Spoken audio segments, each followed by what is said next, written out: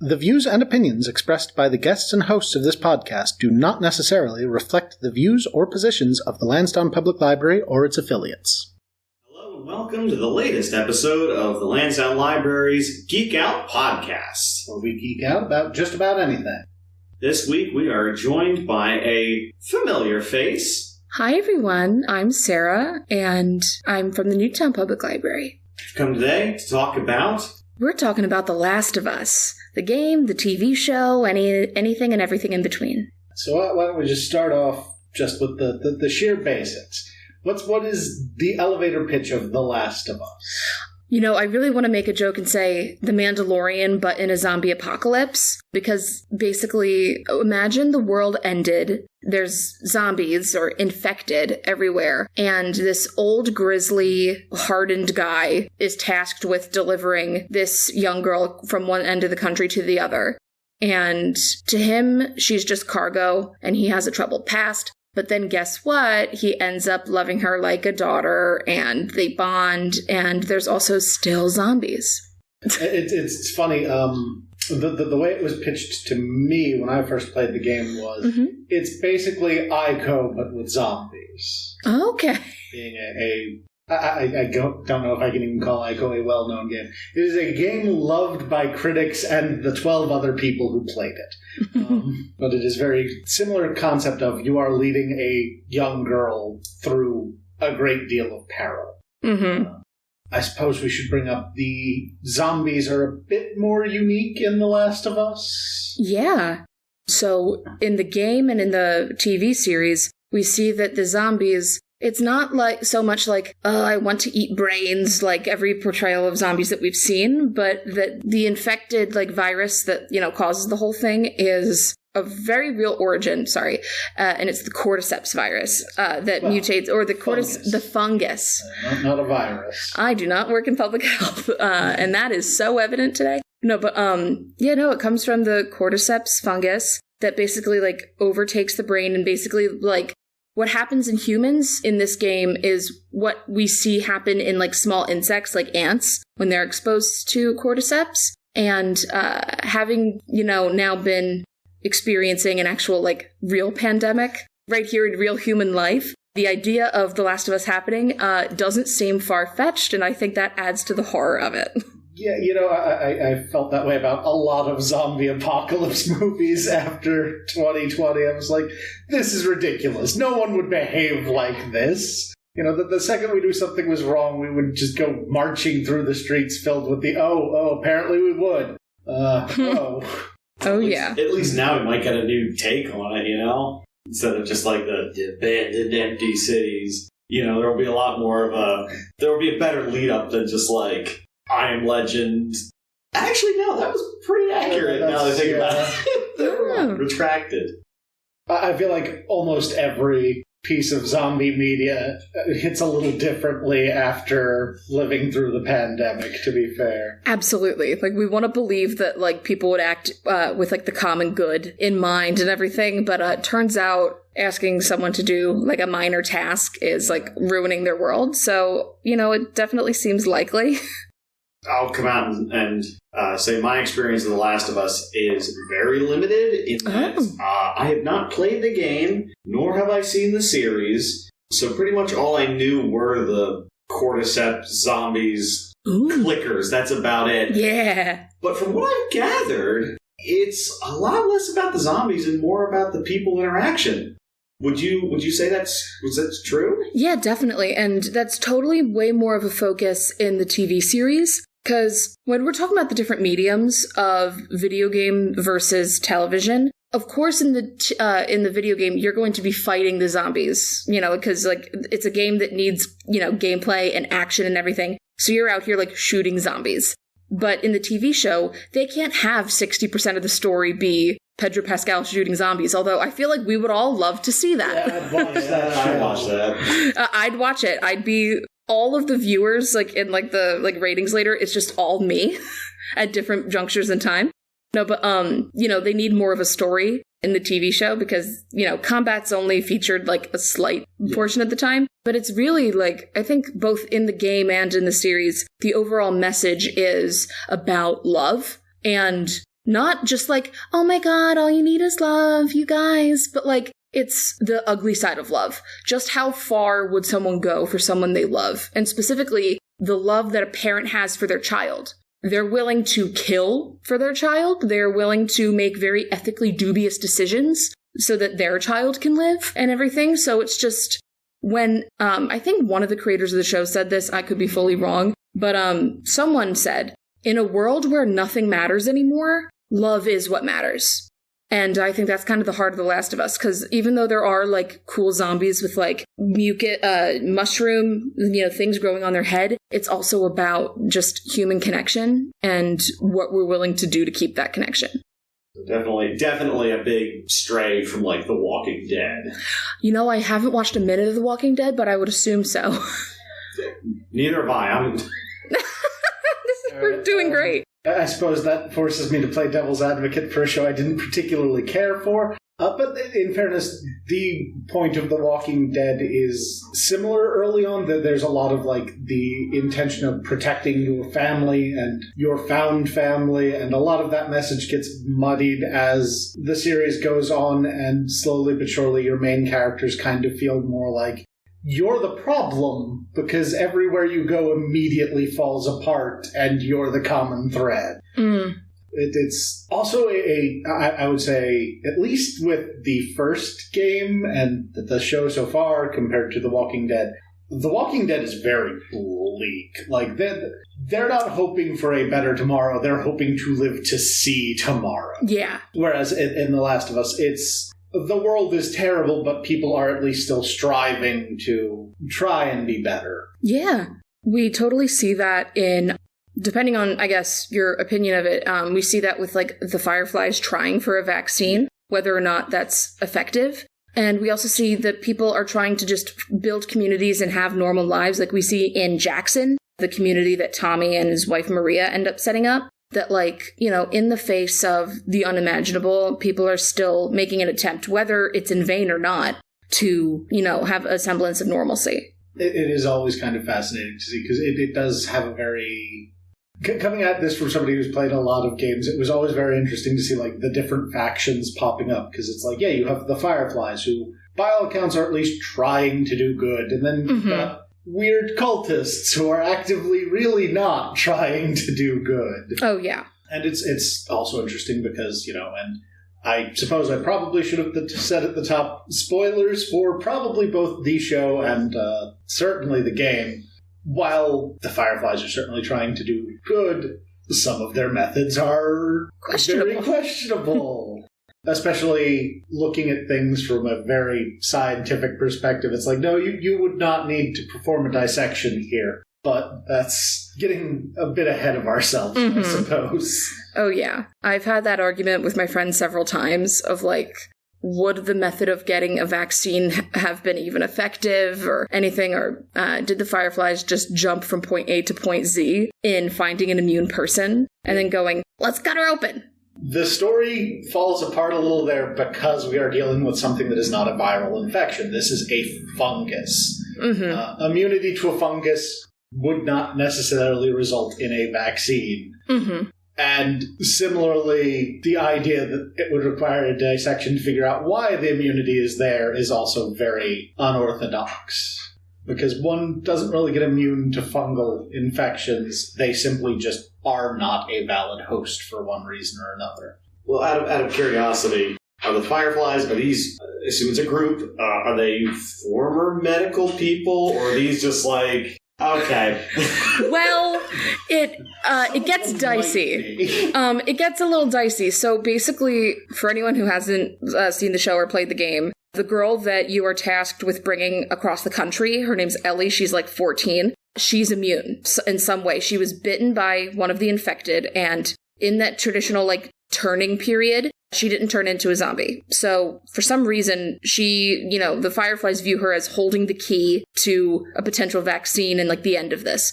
But when we finally get to the hospital across the country in Utah, we see that, like, in the hospital that the Fireflies are set at, there's, like, one doctor, a couple of just, like, guys walking around with guns, and, like, 2 nurses. And they're using, like, old, dated, like, medical equipment, and They're not even positive if a vaccine would even work or if cutting open Ellie's brain would work.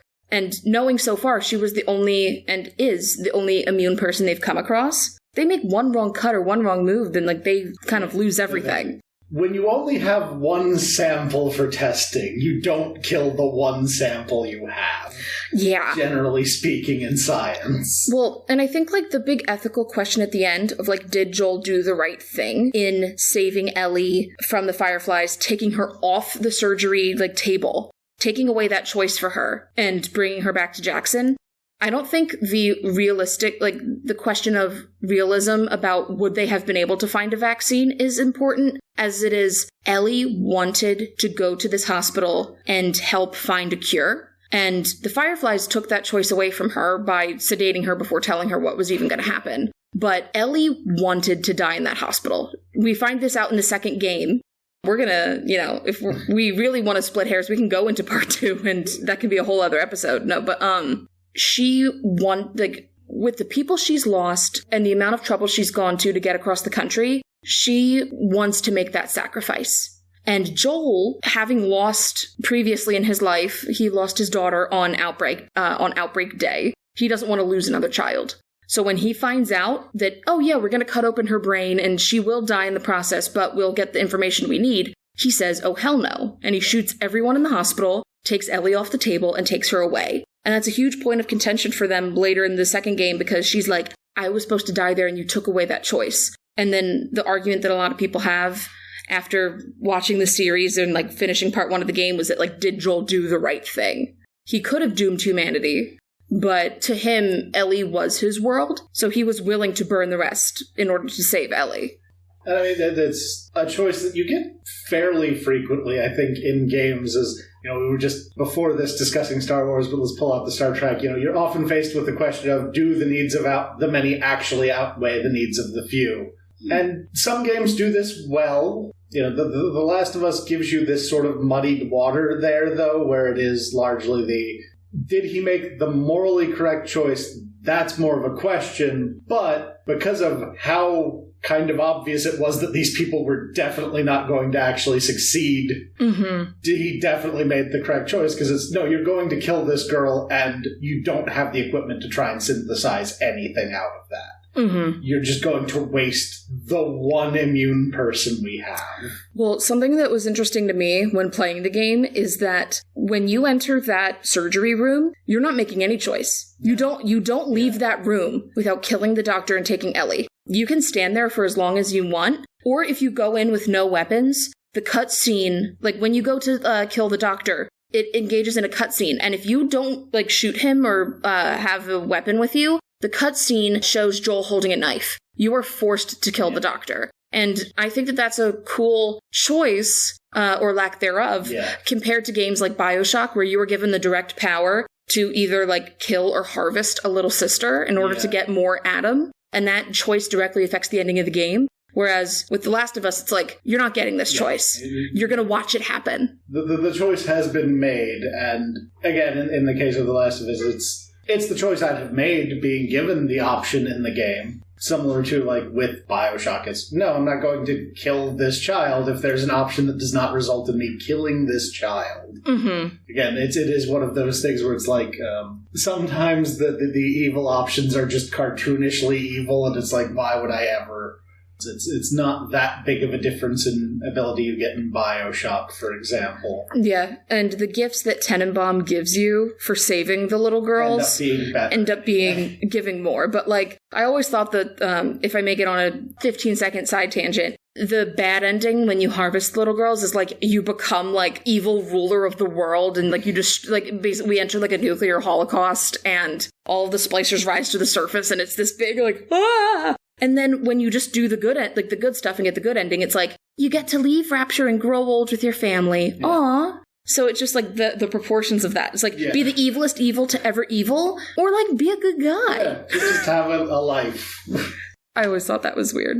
Well, it kind of makes me think of like the big choice in Resident Evil Biohazard. Have you played? I have not. I've not played a single Resident Evil game. I just know that one that came out recently had the really tall lady. That's all I know. This one's like the direct precursor, and coincidentally also deals with fungal zombie monsters. But there's because you're trapped in a house in like Louisiana that is covered in mold, and everyone's like undead and psychotic, except for you're trapped in like a family home. Super side tangent. Case in point, there's a decision in the game where because you go down there looking for your missing wife. Or girlfriend at the time. I forget which. I don't know. Later wife.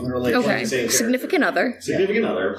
And there's a choice you have to make where you either have to take the boat and go find her, or rescue the daughter of the family, who's the only sane one that has been guiding you through the house the entire time. The one person who's been giving you information, telling you how to survive all this, and then you have to make the choice of, I am attached to this person that has saved me numerous times, or I have to go and save the person I came down here that I really don't know what's going on with and possibly betrayed me? It's kind of nutty. It's a really hard choice. Yeah, that feels like a genuine, like, difficult choice to make rather than like BioShock where it's like, kill children and be super evil? Or let them live and have a normal good guy life. Like this, one looks like it has actual stakes. Yeah. It kind of does. My favorite part about it is, technically the good ending is if you go look for your wife. Really? And it's like, the daughter's on the radio and she's like, I get why you do this, but I can't believe you've done this. It's terrible. They released DLC afterwards where you play as her uncle, who's just this redneck dude that shows up. He's like, where's my family? I forget how he ends up with a power gauntlet, but you punch your way through mutant alligators and zombies. You rescue her, and then Chris Redfield and like the other guys with like the vaccine and all show up, and they're like, we came because Ethan, the protagonist, said that you were still out here. Oh. So in the end, he did go save his wife. It was like, all right, I got this in the bag, but there's still someone there. Which is like, it's all sunshine and rainbows. But you don't know that. You don't know that when you make the choice. When you make that choice. Cool. Now I have to add, now I'm adding that to my list of games that I will eventually play when I'm like 84. It's the first Resident Evil I ever played, but it's the one that hooked me on the series. Cool. It was definitely a return to form for a franchise that had kind of fallen apart for a while. Capcom's been kind of doing that a lot lately. But let's one good zombie video game to another. Let's bring it on back home. Last of Us. Last of Us. When did you first engage with The Last of Us? So it came out in 2013, and I have a younger brother named Tom, shout out, and he has a PS3. Like, he, is like kind of the traditional like gamer of the family. And when that came out, he's my younger brother, and young teenage brothers already hate their older sister. But he hated me more because I was like, can I play your PS3? Which I basically just asked, can I like step on everything you love? And he was like, no, you can't like play my games or touch my consoles or anything. So I really wanted to play The Last of Us. So I looked up a 100% completion, no commentary gameplay video that ended up being like 13 hours on YouTube. And I watched it as if it were a miniseries. And I loved it. And and in that video, the guy collected all the collectibles and the notes and everything to like add into the story that you need. And I did that for The Last of Us, the DLC Left Behind, and The Last of Us Part 2. And when it was announced that they would make The Last of Us into a miniseries, this was before the casting notice. All my friends were texting me being like, Sarah, are you okay? Because they know that my favorite video games are BioShock and The Last of Us. And they were like, oh my god. And save for a few exceptions, I think HBO can generally like be trusted with like adaptation. Like I'm like The Wire, The Sopranos, and everything, Succession. I'm like, okay, they have a good enough track record that I trust them to make a good adaptation of this. And then the announcement came out that Pedro Pascal is going to play Joel. And finding out that your favorite video game is coming to TV is one exciting thing. And then finding out that your favorite actor in Hollywood is going to be playing the lead was a completely other, like, different beast. And I, like, freaked out. I was like, oh no, they found the perfect person to play Joel. And knowing how things play out in The Last of Us Part 2, I'm like, oh no, I have to see, spoilers, I have to see Pedro Pascal get his head bashed in again on HBO. And it's weird that it happened two times. That is a two-nickel situation there. Oh god. But I've loved it since day one. And I played, air quotes, the game, but I really just watched a YouTube video. And then when the series was in the making, like I followed like all of like the Instagram accounts, like showing like they're filming in Vancouver and everything. I've just been following since day one. And when the show premiered, I loved every second of it. There are some choices that I would have changed, but overall, I think it's a fantastic adaptation. Which is kind of a rarity for video games. Yeah. Video games don't really get, the star treatment when they get adapted to TV or film. So seeing this get treated, well, and I think it's because some of the original creative team for the game worked on the TV series. And, we can have a whole other side conversation about the TV series adaptation and episode 3 and dedicating that entire hour of television to Bill and Frank, which is a story. Otherwise, when you're playing the game, you just hear about Frank, you never meet him, and then you see this note that basically reveals that Frank hated Bill. Yeah. And it's just like tragic, like little side story you get before he gives you your car battery and you leave. But the TV show absolutely just unveils this little corner of the universe where these two men got to have a happy ending, and it's all really cool. It is always interesting, like, in the game, a fairly minor, Yeah, very minor. And they got their whole episode, which was kind of fun. It helps flesh out the world. It does. A lot of, and I mean, it's a video game. Your focus is going to be fairly narrow. These are the things the character you're playing as has seen and done. Oh yeah, it's kind of nice to see them be like, okay, but here's everything else. Mm-hmm. There's a world outside of Joel and Ellie and their mission. And when that episode aired, it really got me going on thinking about my favorite bottle episodes or my favorite like self-contained episodes of TV. Where, like, this completely elaborate story is told with a beginning, middle, and end in one episode of television, or sometimes, like, a two-parter, but is mostly self-contained. Like, I think about, like, Vincent and the Doctor from Doctor Who, and a couple of others that if I, like, sat down and, like, really thought about it, I could bring up instead of drawing a blank. But I just really liked that they showed, and how I said earlier that when, in a world where nothing matters, love matters. That is epitomized in the last episode with Joel's choice to save Ellie. And that's not even the good type of, or the quote-unquote, the good type of love. Yeah. It's a selfish manifestation of love, but love nonetheless. And then in episode 3, we see these two men who didn't get that, that quote-unquote, normal life when, before the outbreak. And they got to, they got to grow old. And they got to love one another. And they got to have their corner of the world in spite of a world that was falling apart. And I just thought it was great. And that little Easter egg at the very end where the episode ends with the view of the window, directly calling back to the menu screen of the first game of the looking out the window. I loved episode 3. And the amount of hate it got when it came out, simply because it featured two men in love, just really bummed me out. But it was one of the greatest episodes of TV written. At least to me. I really am going to have to sit down and watch this show at some point. Oh, neither of y'all have watched the show. No, I have played the first game. I've been meaning to play the second, but as somebody who plays a lot of video games, there are a lot of video games. There sure are. Sometimes things fall behind the cracks. I did actually watch a buddy of mine play the second one. Okay, I was going to say, I hope I didn't spoil part 2 for you, but... Part 2 is kind of an oddity to me, because there's that part that's like, this is a very interesting and compelling story, but it also is very much and I hate a lot of it. Yeah, and I think we're kind of meant to, and be uncomfortable with it. Spoilers for part 2. Seeing Ellie go on an absolute, revenge tirade and everything, and also with Abby being so dislikable, and, basically whenever she's on screen, you want to just clock her, it's just... But then Ellie, she goes across the country to, get revenge and everything, and then afterwards, she abandons, a potential future with her girlfriend Dina and everything, just to try a shot at getting revenge, and then she's there. Abby under her, ready to, with the final blow, and she can't do it. Yeah. And all that feeling of revenge and everything wasn't worth it. I love when a story has, dislikable characters doing dislikable things, and then it pulls in these larger ethical questions of, is revenge a dish best served cold or at all? I just think that that's so cool. Yeah, it is very, again, from a story standpoint, phenomenal. Yes. As a thing that I'm playing, I'm like, I hate...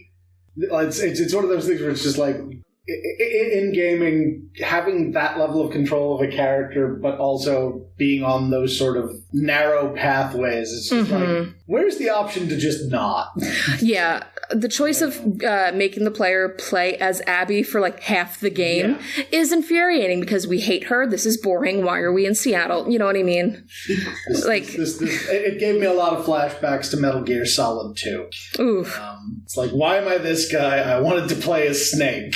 And the choice to kill off Joel so early in part 2, when all the fans of part 1 and the DLC and everything are like, Joel is our dad.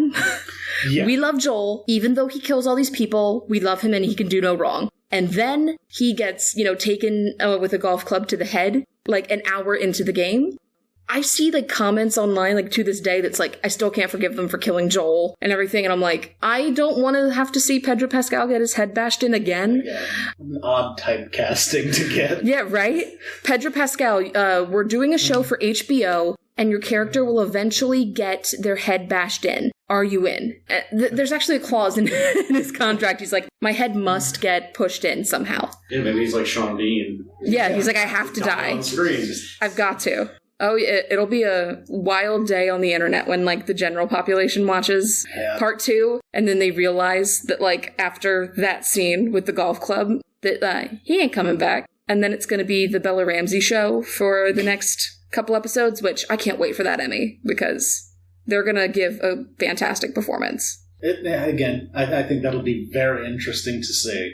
In a gameplay standpoint, I'm just like, anytime where I'm playing a video game and my option is a thing that I'm just like, I don't want to do that, my odds of finishing the video game drop dramatically. Yeah. Well, that's fair, but I also see that could make telling this story in a TV medium even better. So that there's a little bit more, like, we don't have to feel like, we're responsible for all of... Yeah. Yeah, so that could be an easier way to introduce that story. If someone wanted to get into The Last of Us, what would you recommend? Would you say start with the show? Play the game. Or play the game? Play the game. If you can't play the game, do what I did and watch a no commentary 100% completion playthrough on YouTube. I think that at least for me, remembering where I was in 2013, and I was, air quotes, playing the game, and then watching that intro and seeing Joel lose Sarah and everything, and then title card. And then you start playing the game. I think that there's nothing like it. And if you can play the game. But if someone either like doesn't have access to or isn't a fan of games and they just straight up don't want to, watch the HBO show. I think for the most part, it's an extremely faithful adaptation. And even if we're talking about that title sequence that I was just talking about of, Outbreak Day and seeing what leads up to the first like infected coming through, that introductory sequence in the show is almost shot for shot the opening scene from the game.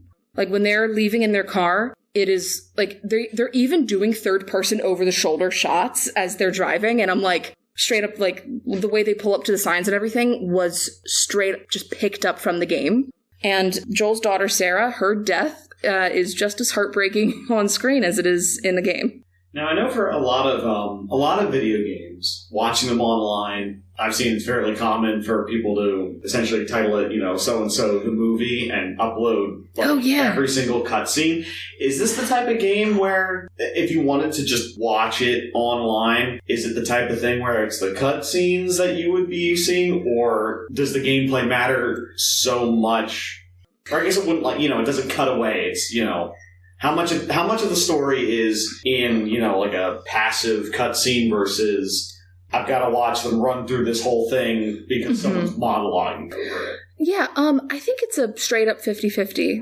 There are some gameplay portions of the first game that I think are necessary. Like when Joel, Tess, and Ellie are in the museum in Boston and they're fighting off clickers. And then, 20 minutes later, it's revealed that Tess was bit during that battle scene. So I think that, combat scenes like that are important. Or, when I think this part's a cutscene. And we didn't actually see this in the TV show where Ellie kills her first, person to save Joel. And she's, so shell-shocked that, like, she did it. Like, she just, like, drops the gun and is like, oh my god. Like, those kinds of cutscenes are important, but for the most part, the gameplay of it and, like, the going around and shooting the clickers, the scenes of that mattered were carried into the video game. Like, the museum gameplay was directly put on screen, and the sniper mission, where Joel has a sniper rifle at the end of a cul-de-sac and then has to snipe all the clickers and everybody to protect Ellie and then Henry and Sam in Kansas City. That gameplay directly just lifted and, you know, filmed for the TV show. So there are certain, like, just straight up passive, like, gameplay elements that are important to the story. But for the most part, I'd say, like, maybe 60% of it, you could just watch the cutscenes and get what's going on. It's an interesting in-between medium for that. Yeah. Like, with any video game, like, obviously I think that, like, it's all kind of necessary. Or depending, you know, if you're 30 minutes in from hiding from clickers and you're just over it, like, you know, maybe that's not all necessary. But I think for the most part, like, when you're playing The Last of Us or if you're watching someone play it, I think that most of the time when you're doing something, it's necessary. So if you were to, like, splice together clips from the game to make a movie cut, I think it would be mostly cutscenes, but there would be chunks of gameplay that would be added for plot.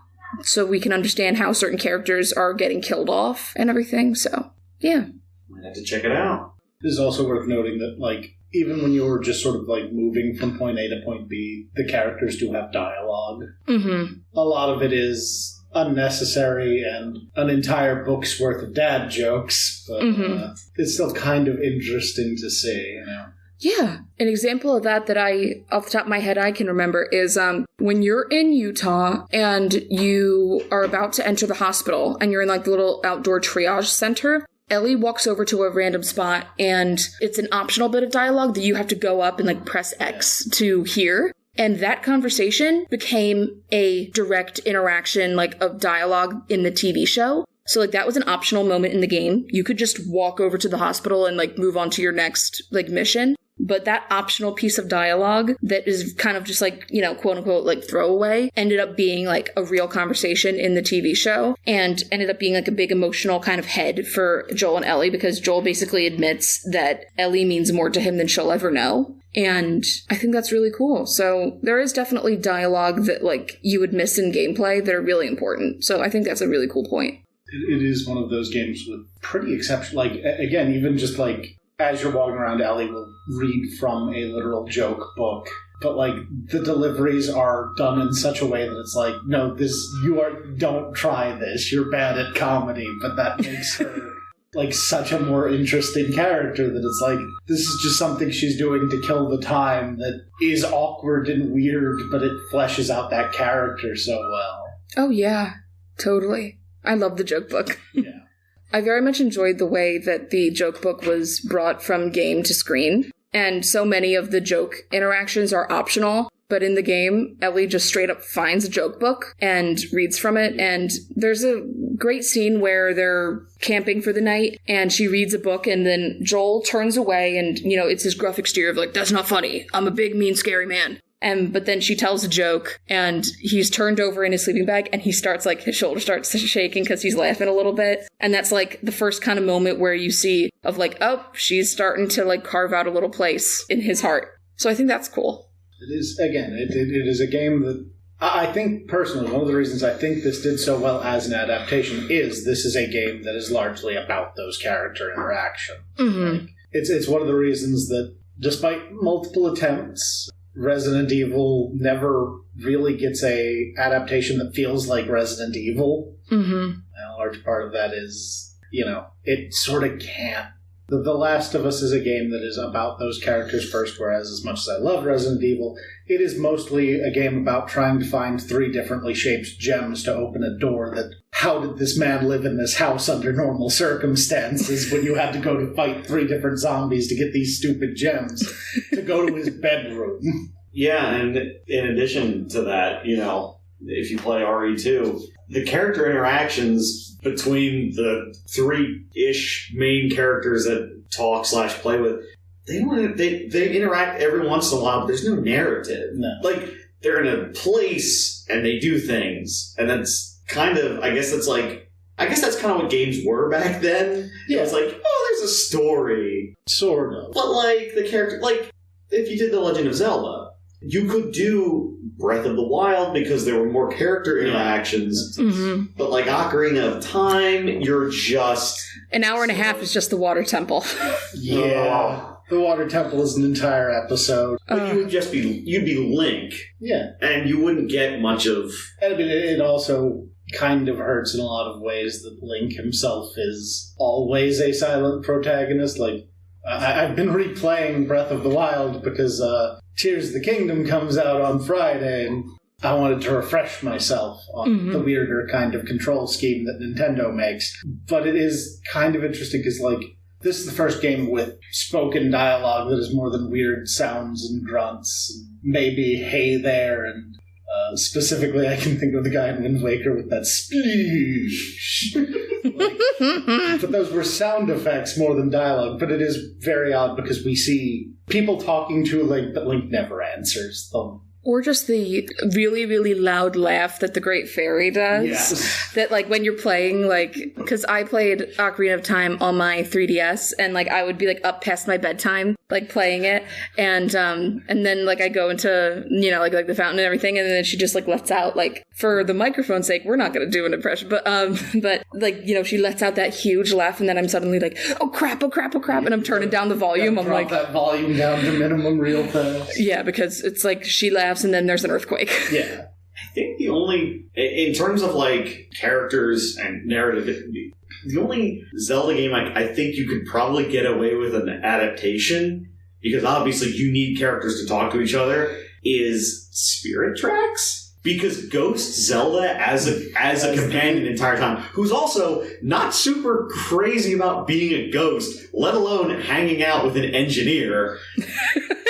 It is a weird game. It's weird, but I think that probably would work more as like these are characters that can interact constantly and you can care about them and they can have a story, as opposed to, like, you know, the hero goes rescue the princess. Kind of like, have you seen the Mario movie? I have. Kind of like how they made Princess Peach an actual character, because if she was just kind of a damsel in distress, there's not much going on there. Not a lot to work off of.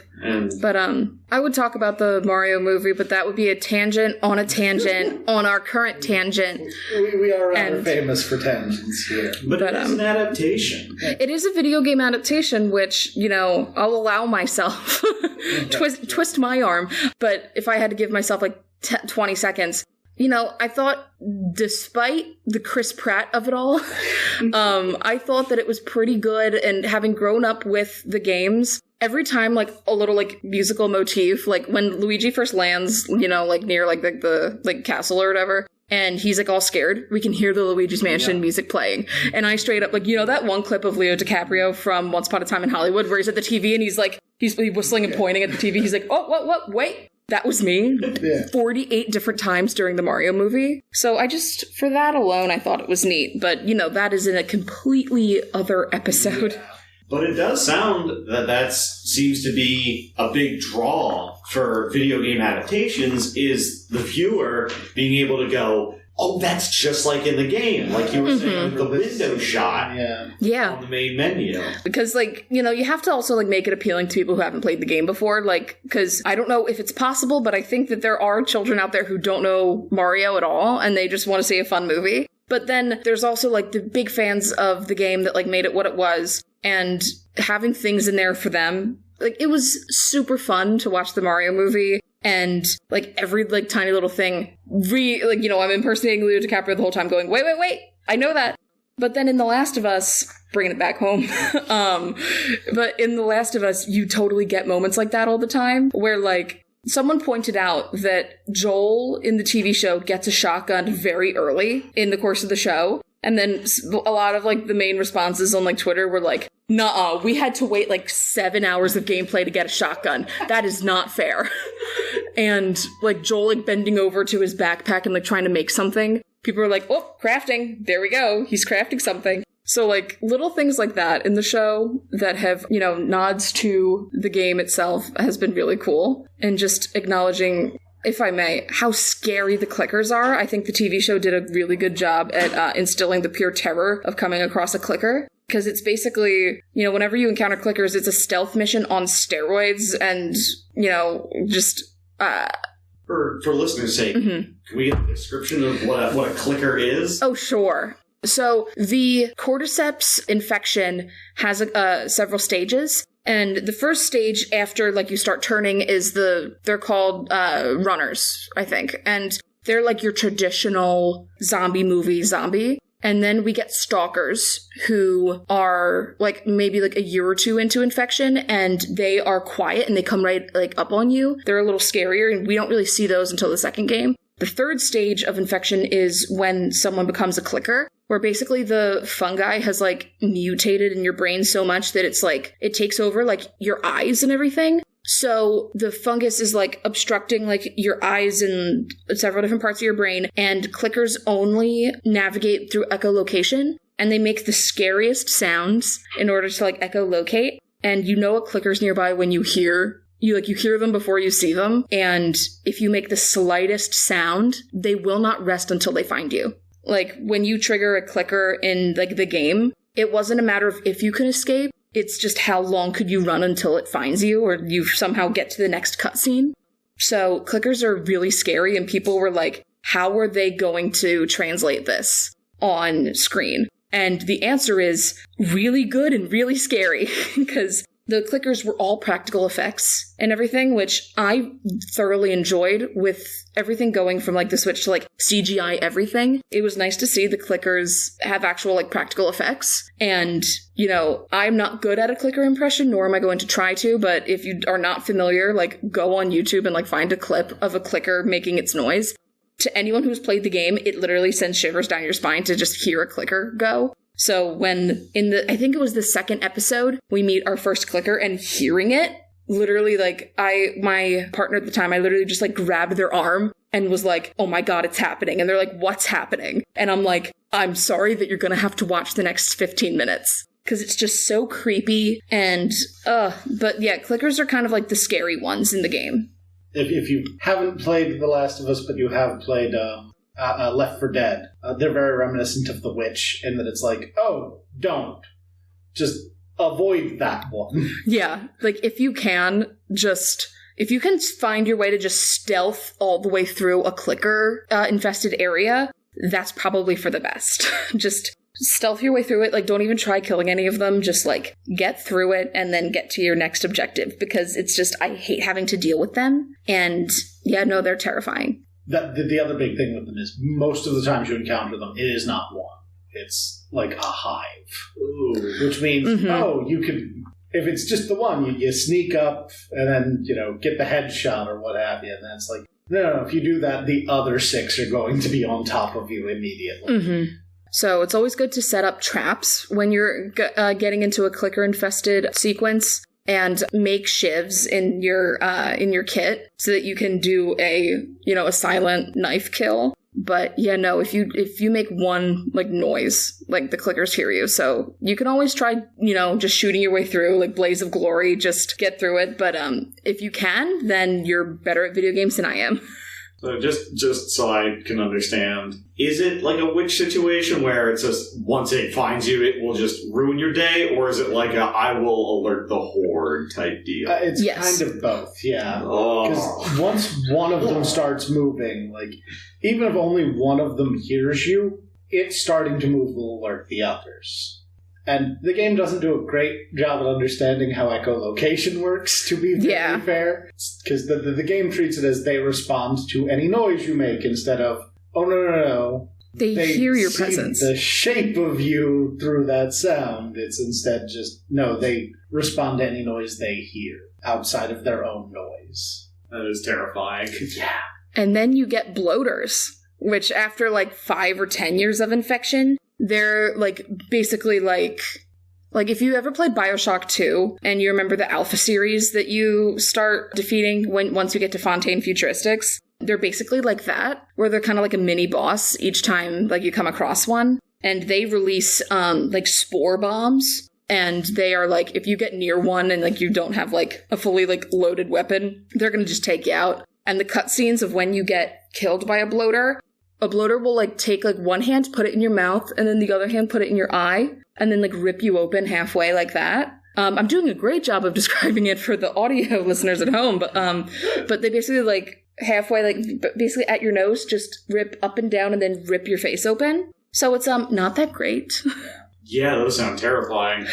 And they are. A lot of enemies in the series have essentially like, if you are hit by this, you are in a cutscene in which you are brutally killed.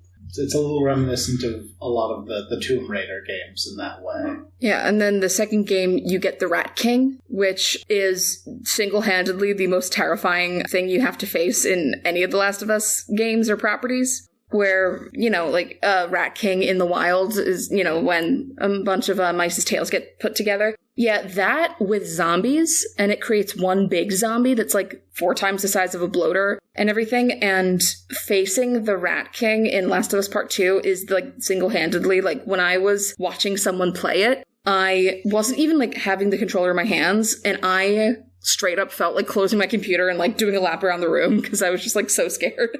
I was like, oh my god, we're not going to do this. We can't beat this guy.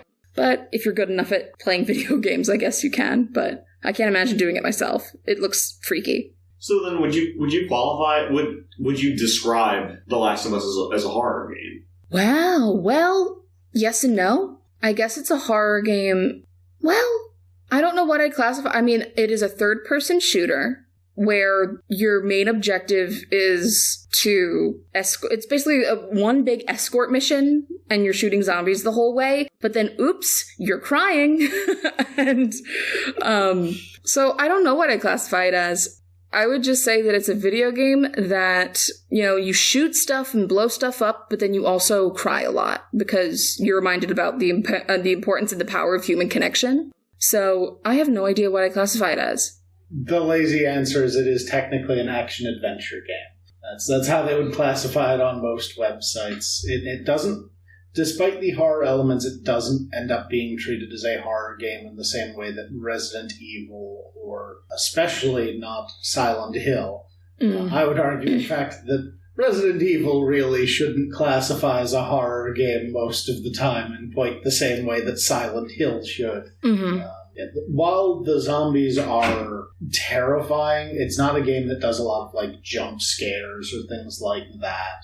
It's mostly a game about a little bit of exploration and, you know, getting from point A to point B. Ideally, honestly, the best way to go through a lot of segments is to figure out the ways to avoid getting into the fights when you can. Well, I really like watching certain videos. Like, people will do Last of Us challenges of like the least amount of kills as possible, because there are some sequences where you are forced to kill, like the sniper mission with Henry and Sam. You are forced into having to do that. But I've seen people do like a no-kill or like a melee-only run of The Last of Us, and someone did it for part 2, and other than the required kills that like led into cutscenes and stuff, they only killed like 6 people.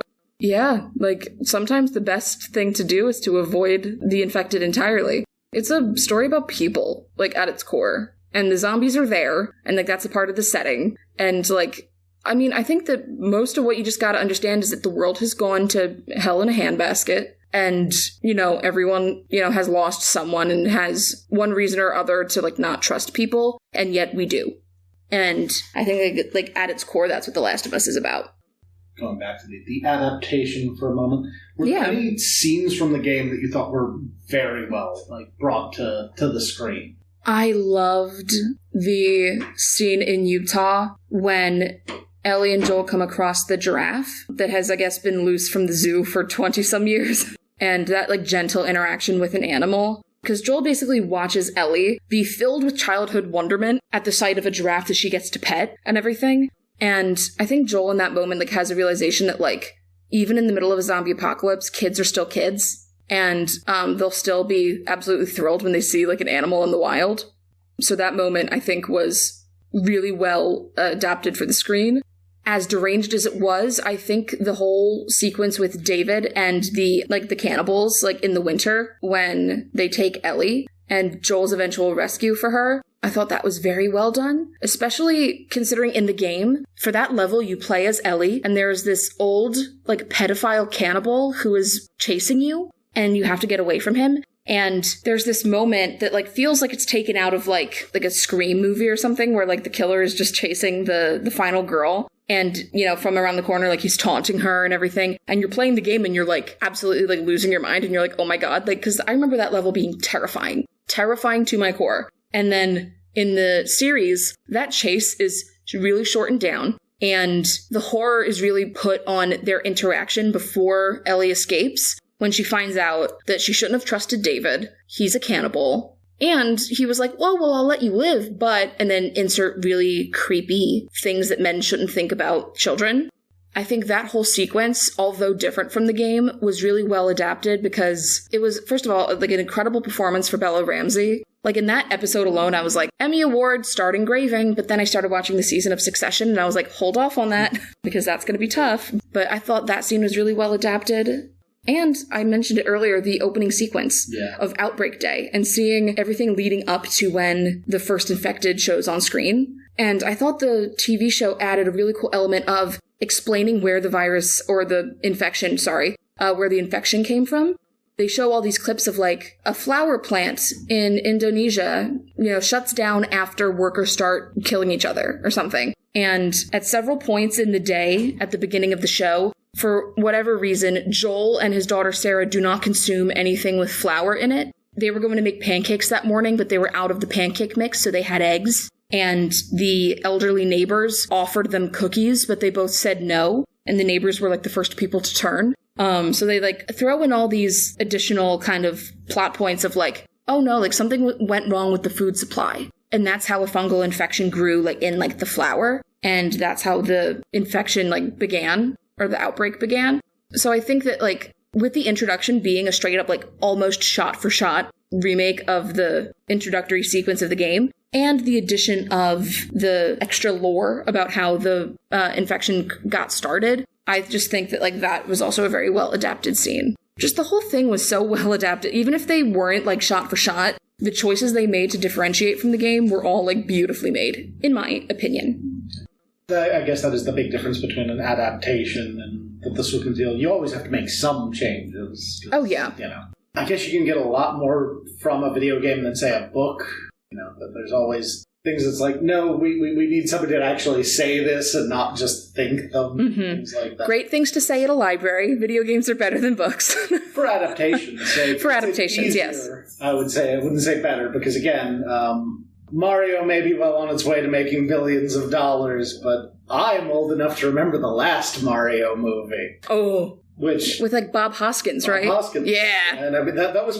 As a kid, my favorite movie was Who Framed Roger Rabbit. Yes. So that was a selling point to me. Oh, yeah. But, this is, again, kind of unique in that it's like so many video games have attempted adaptations. A couple have worked in other formats here and there. The Castlevania anime is an astounding, a piece of work there. Probably the best version of that story, because the video game was, on the original Nintendo and not very good at conveying its story. And then you have, again, I mentioned the Resident Evil movies, which I liked the first one, but it didn't really feel like Resident Evil at all. Mm-hmm. So it's kind of nice to see an adaptation that is both faithful and successful. Yeah, I definitely agree. So I suppose, with that said, I guess the next big question, we kind of sort of discussed things we think could work, but what would you like to see adapted in this style? Are there any other games you can think of? Ooh. Not to always bring up the same two things I always bring up, but I'd love to see... I know it's already in the works. BioShock is getting adapted.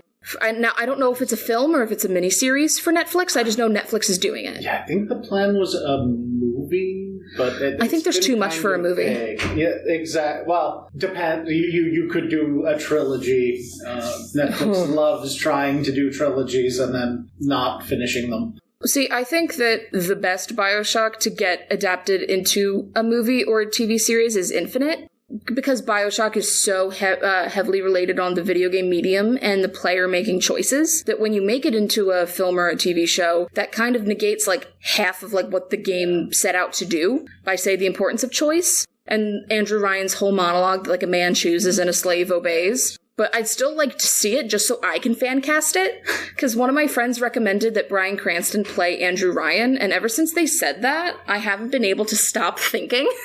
Whether for better or for worse, I need to come up with all the different fan casts. What other things would I like to see adapted? Oh, the Star Wars Jedi games. Jedi Fallen Order and Jedi Survivor. Yeah. I want to see Cal Kestis make an appearance like in like live action Star Wars media. I mean, the way things keep going with the probably will. I wouldn't be surprised to see him turn up there, or Ahsoka's getting her own show possibly there. Filoni willing. Yeah. Filoni willing. No, but I'd love to see whether like Cal Kestis is just incorporated into the current story, or Star Wars just straight up goes, you know what? We're adapting Fallen Order. We're gonna make it. I would love to see that. I just want to see Cal Kestis like enter the Star Wars movie and TV universe. I don't know if a TV show, maybe it would, capture the true terror of when you first encounter Darth Vader and he doesn't have a health bar. Yeah, that's... That pure terror. Like, you hear the breathing, and then you see the, who is it, the third sister, or... The second sister get killed, and then it's like your turn, and then it goes in, and then he has no health bar, and that being absolutely terrifying. But then that just reminds me of Rogue One and that like terrifying hallway sequence. We can always be terrified of Vader. Yeah, I think anything where you can get a scene where it's just like, no. Darth Vader is a horror icon at this point. Oh, absolutely. Because to anybody that isn't Obi-Wan or Luke, like anybody who is not also a Force user, that man's a monster. That's it. If he's in the room, it's a death sentence.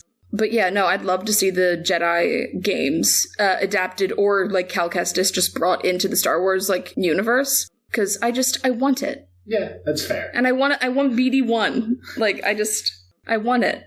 I mean, there is a Lego kit. I know, but I need the real deal.